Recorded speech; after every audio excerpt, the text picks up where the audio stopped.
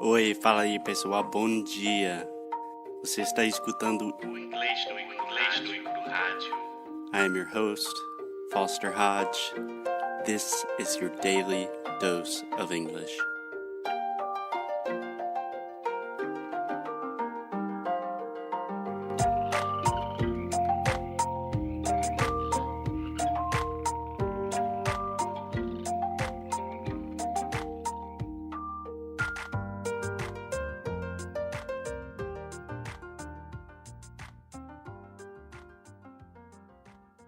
Hello. Hey, what's up, guys? It's Foster from Inglês no Cru. I'm here with Alexia.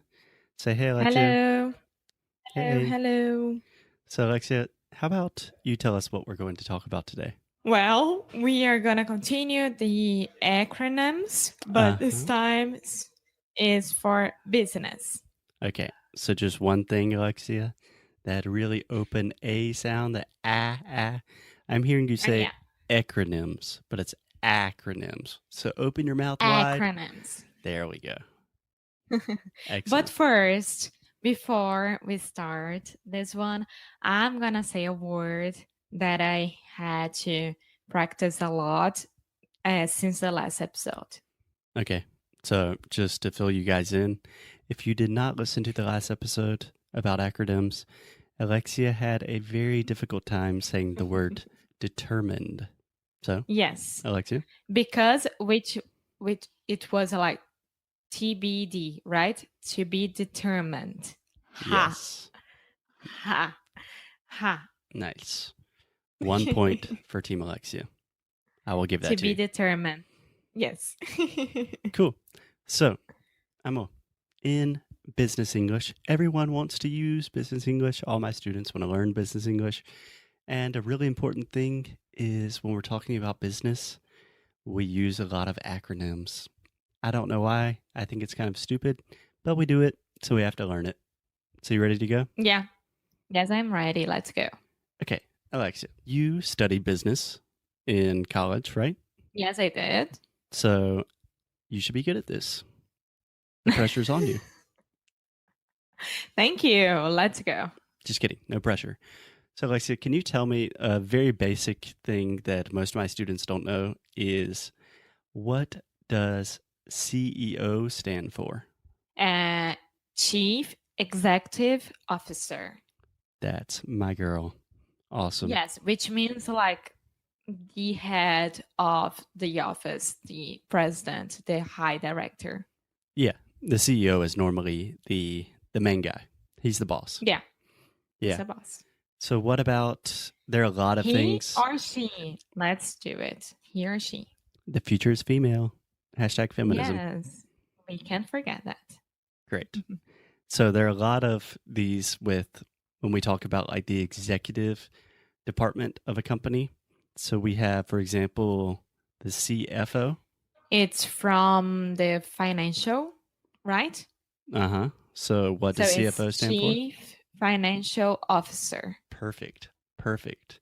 And I'll give you a tip when you're talking about marketing. We have the CMO.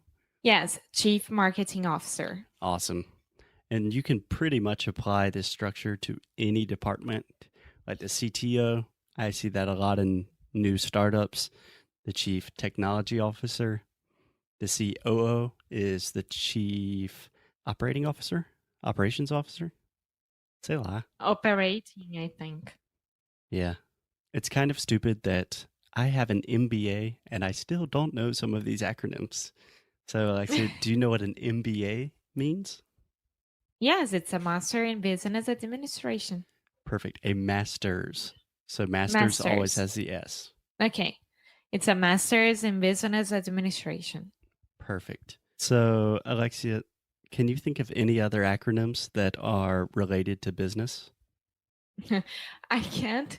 Well, I can't remember of any acronyms, but really, really dumb things that people say during the day, if you want me to say it. Yeah, please. I love listening to dumb things that people say in offices.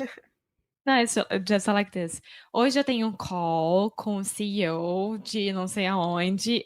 As pessoas sempre usam call ao invés de falar, tipo, uma reunião por telefone ou um meeting para falar de reunião normal.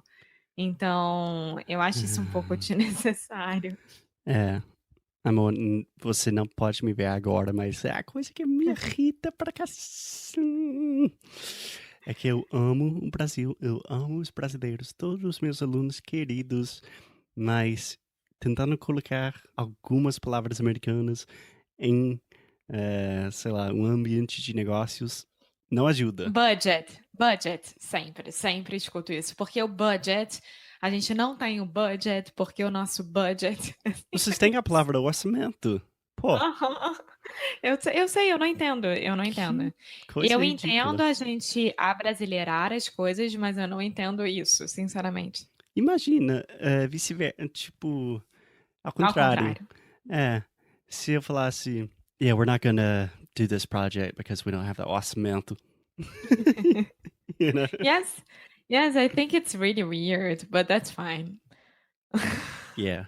So we have a phrase in English that we say, fake it till you make it. Mhm. Do you understand that? Yes, I do. Which is pretty much just try to go with the flow. Another good idiomatic expression, but just act like everything's okay and you can kind of pretend that you know what you're doing, even though you really don't. Aham. So my advice with business English is don't do that. So if you want to be like, bom, cara, quando eu estava fazendo o meu MBA e agora eu tenho call com o CEO, não é muito legal fazer isso, não. MBA a gente sempre usa, porque realmente é um nome de um curso, né, aqui. Então MBA até ok. Mas o seria call, MBA, né? budget... mas é inglês, né? Então é MBA na FGV, Masters in Business Administration na FGV. Eles não colocam MBA. Okay. Nunca. Okay. Mas enfim. Yeah, I imagine some of my students will be mad at me for giving this rant. Alexia, do you know what DIY means? Do it yourself. Nice. Can you explain what that means? Because there's a huge movement with business, with projects, just tons of stuff happening in the US and I think Brazil with DIY. DIY, it's when you make things by yourself, literally. So I wanna think about a cloth. No, let me think about something. Think about a what? Deixa eu pensar. Quando você... Não. Eu tô 2 tentando points pegar um removed exemplo from Team muito Alexia. fácil. Vamos supor, imagine that you want a new necklace, right? But instead of buying a new necklace, you do it yourself. So you make it at home. You buy all the pieces and you learn how to make it and you do it. Great. That's a perfect example. I think the most common example in the US and Europe is IKEA. I don't know if you have IKEA in Brazil. No, we don't. But you know what it is, right? I do. I don't know if people does. So IKEA is a huge company based out of, I want to say Switzerland, but that's not right.